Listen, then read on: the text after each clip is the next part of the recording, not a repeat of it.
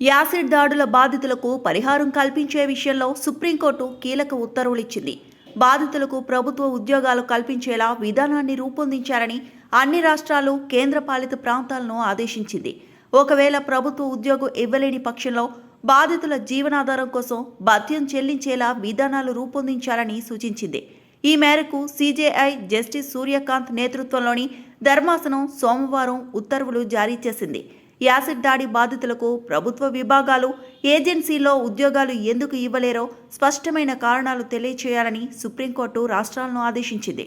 Acid దాడుల కేసులకు సంబంధించి గతంలోనూ సుప్రీంకోర్టు కీలక వ్యాఖ్యలు చేసిన సంగతి తెలిసిందే. ఈ ఘటనల్లో నేరగాళ్లకు తీవ్రమైన కఠిన శిక్షలు విధించేలా చట్టాన్ని సవరించాలని నాడు కేంద్ర ప్రభుత్వానికి సూచించింది. అవసరమైతే దోషుల ఆస్తులను ఎందుకు స్వాధీనం చేసుకోకూడదని ప్రశ్నించింది. హర్యానాకు చెందిన ఓ యాసిడ్ దాడి బాధితురాలి పిటిషన్పై విచారణ సందర్భంగా కోర్టు ఈ వ్యాఖ్యలు చేసింది.